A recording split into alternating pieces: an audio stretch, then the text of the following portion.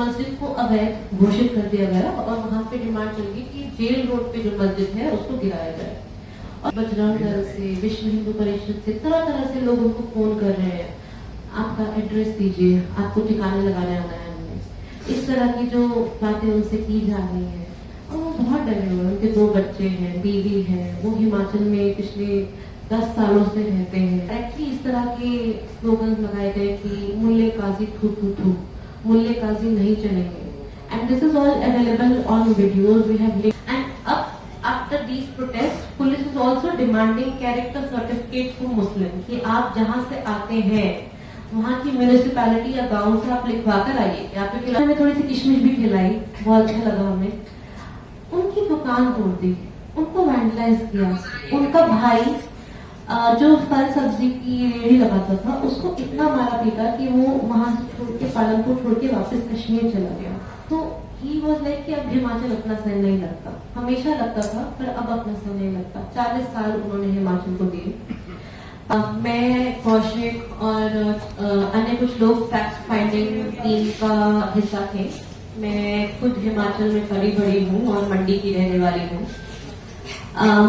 तो हमने अपनी फैक्ट फाइंडिंग के थ्रू पाया that within 30 days more than 32 rallies were conducted in more than 20 towns and districts of Himachal Pradesh, and almost all these rallies, so-called protests against outsiders, which is a code word for discrimination against Muslims, were mostly violent. वहां पर ऐसे slogans बोले गए कि मुल्ले काजी नहीं चलेंगे। मुल्ले, I don't even want to speak this kind of language. It's difficult for me to express even though I am not from the community. So इस तरह के hateful statements दिए गए। बहुत सारे हमें ऐसे केसेस मिले जहाँ पे vulnerable मुसलमानों को पीटा गया, उनकी दुकानों को वेंडलाइज कर दिया गया और उनको बहुत ज्यादा धमकियां दी गई। बहुत सारे मुस्लिम जो हैं वो हिमाचल छोड़कर चले भी गए, जो हिमाचल में इन्वेस्टेड थे, यानी पिछले कुछ सालों से रह रहे थे, 10 साल से, या फिर उनके लिए बहुत मुश्किल था अपनी रोजी रोटी छोड़कर जाना। तो शायद से वही कुछ एक चंद मुसलमान हैं जो हिमाचल में भी बसे हुए हैं। तो मैं हमारी फैक्ट फाइंडिंग की जर्नी के बारे में आपको बताना चाहूंगी। जैसा कि नदीम जी ने कहा कि हमने सबसे पहले सोलन से शुरुआत की। सोलन में 16 सितंबर को एक रैली हुई थी, एक काफी वायलेंट रैली हुई थी, जिसमें मुसलमान दुकानों के आगे, जो मुसलमान ने रेंट की है या फिर जो भी मुसलमान इस दुकान पे काम करता है, उसके आगे एक लाल चिन्ह लगा दिया, क्रॉस, रेड क्रॉस। एंड दुकानों के आगे, उनके शटर पे, दुकानों के आगे जो पेवमेंट है उसके ऊपर रेड क्रॉस लगा दिया गया। We were surprised that we visited on 26th of September and वो X मार्क फिर भी उन दुकानों पे था, उधर पेवमेंट पे था। ये एक क्लियर साइन ऑफ डिस्क्रिमिनेशन है जो स्टेट की मशीनरी होते हुए, पुलिस की प्रेजेंस होते हुए इस तरह का वेंडलिज्म किया गया। जब हमने सोलन में जो व्यापार मंडल था जिन्होंने इस रैली को बुलाया था, उनसे बात की तो उन्होंने कहा कि आक्रोश में लोग कुछ भी कर जाते हैं तो हम उसके लिए रिस्पॉन्सिबल नहीं है। सोलन से फिर जाते हुए हम लोग संजौली पहुंचे। संजौली में बहुत ही पुलिस पेट्रोलिंग थी, चप्पे चप्पे पे पुलिस थी, चप्पे चप्पे पे एक नाइट पुलिस वाला ऑफिसर दिख जाता था हमें। माहौल जब मस्जिद जाने की कोशिश की जो विवाद में है, विवादित मस्जिद संजौली का, तो उसके लिए हमें पता लगा कि एक स्पेशल वेरिफिकेशन करवानी पड़ेगी पुलिस से, और हिंदू होने के नाते हम लोग नहीं जा पाए। तो नदीम भाई हमारे साथ थे और हमारी टीम के एक और मेंबर थे जो मुसलमान थे, तो उन लोगों ने जाने की कोशिश की तो उन लोगों की भी कोई वेरिफिकेशन नहीं हो पाई। तो मस्जिद को जाना मुश्किल था बिकॉज चप्पे चप्पे पे पुलिस वाले हमें रोकने के लिए खड़े हुए थे। जहां पर भी हम गए, चाहे वो संजौली हो, सोलन हो, मुसलमान बहुत डरा हुआ था बात करने के लिए। वो बात करने को राजी नहीं थे, वो डरे हुए थे कि कहीं मीडिया उनका फायदा उठा के गलत स्टेटमेंट ना चला दे, कहीं उनका चेहरा वायरल हो जाए तो उनके ऊपर किस तरह की हानि पहुंच सकती है, किस तरह से उन लोगों का they were very vulnerable, their families were very vulnerable. In fact, in entire duration that we traveled for 20 days in Himachal Pradesh. We were so vulnerable that we were not even able to find a single Muslim woman who was willing to speak to us. So that was the level of vulnerability out there. Muslim kids were not willing to speak up. Certain members who were men, privileged men, they were willing to speak up. And that too on condition of anonymity. कि उनका नाम बाहर नहीं आना चाहिए.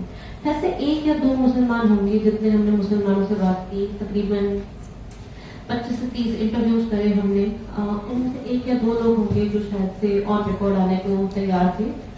पूरी जो कौम है, कम्युनिटी है, वो काफी हद तक डरी हुई थी और वो बोलना ही नहीं चाहती थी. उनसे हम पूछेंगे क्या हुआ, वो बोलते हैं सब ठीक है, कुछ नहीं हुआ, सब ठीक है. तो वो खुद को ही चुप करवा रहे थे. लोकल्स जब हम संजौली में मिले तो हमें एक चीज जो बहुत सरप्राइजिंग लगी कि वहाँ के लोकल्स बहुत हेल्पफुल थे. तो काफी सारे मुसलमानों ने हमें बताया कि उनकी जो लैंडलॉर्ड्स हैं जिन्होंने उनको दुकान रेंट पे दी है, उन्होंने उनको खाली करने के लिए नहीं बोला. उन्होंने बोला कि आप रहिए, बेझिझक रहिए, कोई दिक्कत नहीं है. इनफैक्ट मंडी में हमें एक मुस्लिम टेलर मिले. उनके तो लैंडलॉर्ड बीजेपी के खुद मेंबर थे. उन्होंने तक उनको खाली करने के लिए नहीं बोला. तो हम और भी लोकल लोगों से मिले, लोकल हिमाचली. उन लोगों का यही मानना था कि ये बहुत ज्यादा हो रहा है, हम लोग इस तरह की नफरत में विश्वास नहीं रखते.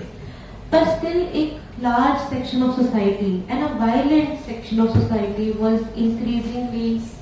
increasing pressure on Muslims, on vulnerable Muslims to either leave or to tow their lives. And जैसा कि नदीम भाई ने बताया, कल से संजौली मस्जिद की डिमोलिशन शुरू हो चुकी है. कल उन्होंने छत हटा दी, वो 2 फ्लोर्स हटा रहे हैं.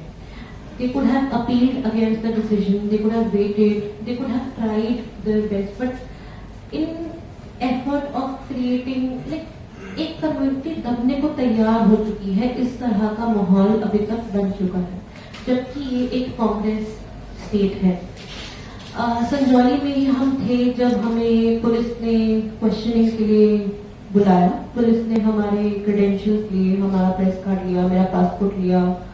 हमें उस समय तक नहीं पता था कि फार राइट ग्रुप्स में जो कमल गौतम है उन्होंने हमारी फोटो जो है वायरल कर दी है. तो पुलिस हमारे पास आई और उन्होंने पूछा कि आपके 5 मेंबर्स हैं, क्योंकि कमल गौतम ने ऐसा अपने पोस्ट में लिखा था कि 5 मेंबर्स हैं, जबकि हम 4 मेंबर्स थे फैक्ट फाइंडिंग कमेटी के. तो वहां पर पुलिस से हमारी बातचीत हुई एंड पुलिस ने initially they wanted to know कि हम कौन हैं, कहाँ से आए हैं, बाहरी लोग हैं, किसी तरीके की षड्यंत्र के लिए तो नहीं आए हैं. उन्होंने हमारा सारा का सारा आई कार्ड लिया, फोन नंबर्स लिए, जाना हम कहाँ से. उसके बाद वो थोड़ा शांत हो गए और उन्होंने हमें बताया भी पुलिस ने कि उनके लिए कितना मुश्किल है संजौली जैसी जगह को डील करना. उन्होंने हिमाचल में कभी इस तरह का माहौल देखा ही नहीं है, इस तरह का कम्युनलिज्म देखा ही नहीं है. तो वहाँ पे लोकल पुलिस वाले हमें बता रहे थे कि वो रेगुलरली अपने सीनियर्स के साथ कांटेक्ट में थे कि अब क्या करें, अब क्या करें, ये तो ये हो रहा है. जिस दिन संजौली में एक बहुत ही बड़ा प्रोटेस्ट हुआ था जब पुलिस को लाठीचार्ज करने की जरूरत पड़ रही थी, पुलिस ने इतनी इंटेलिजेंस गैदर ही नहीं करी थी कि इतना बड़ा प्रोटेस्ट हो सकता है, इतनी भीड़ आ सकती है. उनके लिए बहुत सरप्राइजिंग था. They were very under prepared. In fact water cannons जो थी वो लेकर आए थे पर उसमें वाटर नहीं था and just it was just for show. And so police didn't know how to really handle this situation. It was one of the first for Himachal police. And Himachal police, in fact, speaking from the police perspective, जो police ने हमसे off the record बात की, उन्होंने बताया कि they were facing a fatigue at this point of time, कि हम किस तरह से इस situation को handle करें, क्या करें, because in Himachal mostly police has a priority over other things like drugs is a very big issue in Himachal Pradesh. They would want to focus their energies on that. जबकि यहाँ पर energy एक संजौली जैसे छोटे से town को protect करने में इतने सारे पुलिस वाले हैं. 4-4 घंटे का रोस्टर बना रखा है पुलिस वालों का कि हर 4 घंटे में पुलिस वाला चेंज होगा. 24 घंटे का प्रोटेक्शन है वहाँ पर. कितना पुलिस फोर्स का एनर्जी लग रहा है और सच इशू जहाँ पर they could have done a better job. So police was highly underprepared in these circumstances. When we got to know that our picture is made viral, that was in Sanjoli only in the evening.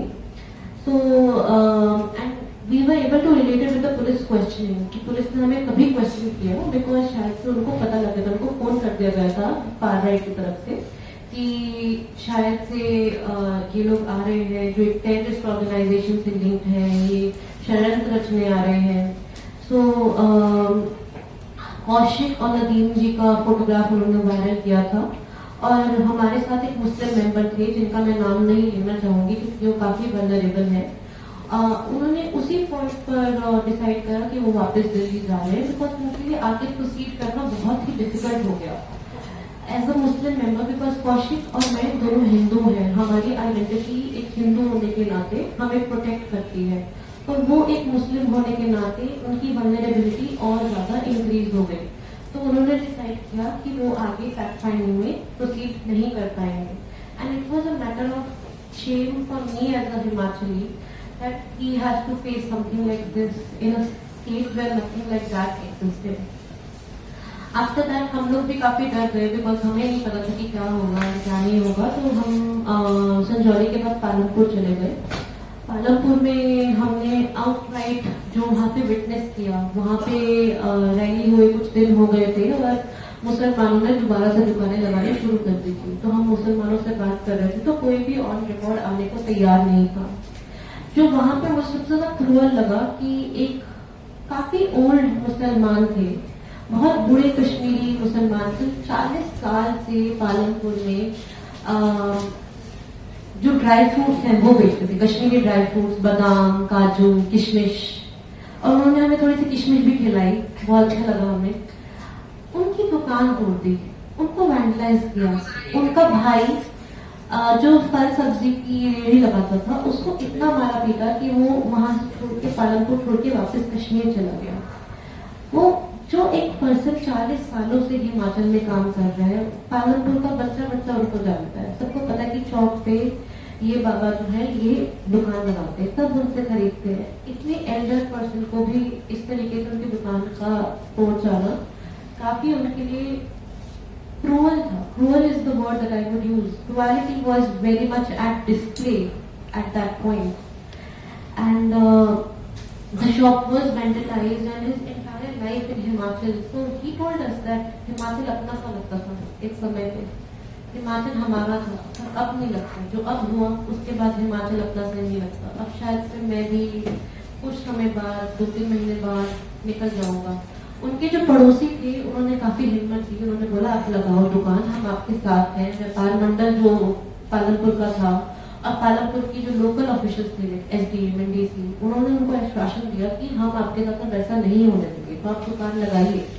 पर वो बोले कि जब आपको दिख जाता है कि आपके प्रति, आपके रिलीजन के प्रति, आपके आइडेंटिटी के प्रति लोगों के मन में इतनी घृणा है, इतनी हेटेड है, इतना, सो ही वॉज लाइक कि अब हिमाचल अपना सहन नहीं लगता। हमेशा लगता था पर अब अपना सहन नहीं लगता। 40 साल उन्होंने हिमाचल को दिए। पालमपुर में हमें पता लगा कि एक स्पेशल वेरिफिकेशन ड्राइव भी चल रही है आउटसाइडर्स की, which is again a code word for Muslims. And वो वेरिफिकेशन क्या है कि आपको पुलिस स्टेशन जाना पड़ेगा, अपना आधार कार्ड देना पड़ेगा पुलिस स्टेशन में। पुलिस स्टेशन में आधार कार्ड वो रख लेंगे, आपको कॉपी देंगे, उसके ऊपर वैलिडिटी लगेगी।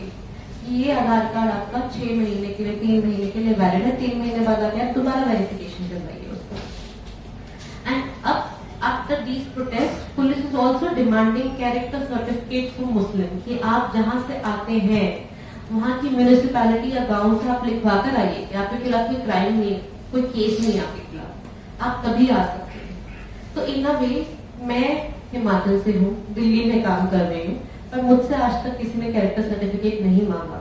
पर जो हिमाचल जा रहे हैं उनको अब एक कैरेक्टर सर्टिफिकेट देना पड़ेगा पुलिस में। पुलिस उनका आधार कार्ड या आईडी कार्ड अपने पास रख भी लेगी, एंड आपको रेगुलरली वो वैलिडेट करवाना पड़ेगा, बार बार verification. And this is happening in entire all the districts of Himachal Pradesh. वहां पर हमको एक काफी ब्रेव मुसलमान मिले जिनका नाम अलीम अहमद है। उन्होंने पुलिस ने और डीएम के पास कंप्लेंट भी की, पर अभी तक उस कंप्लेंट के ऊपर we don't know if there has been any FIR.